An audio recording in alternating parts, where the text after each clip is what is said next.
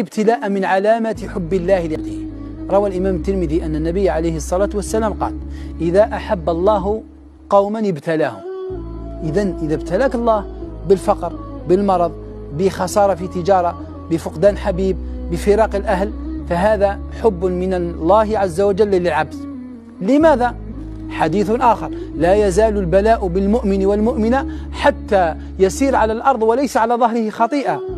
حديث آخر: إذا رأى الله من العبد أن عمله لا يوصله إلى درجات يستحقها فيكثر عليه الابتلاء حتى يرفع درجته. إذا الابتلاء نعمة ولا لا؟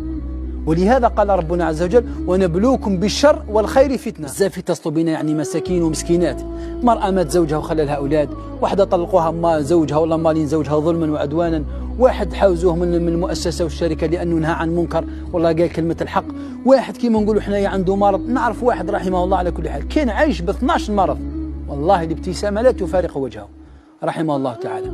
وتلقى إنسان لبس به يا أخو والله ما كذا ومش حاكمة وراه خالية والتجارة حابسة، تجده في نعمة ولا يحمد الله. إذا لابد من شكر الله على كل حال. النبي عليه الصلاة والسلام من هديه كان إذا كان في نعمة ظاهرة قال: الحمد لله الذي بنعمته تتم الصالحات، وإذا كان في حالة من الدنيا يقول: الحمد لله على كل حال.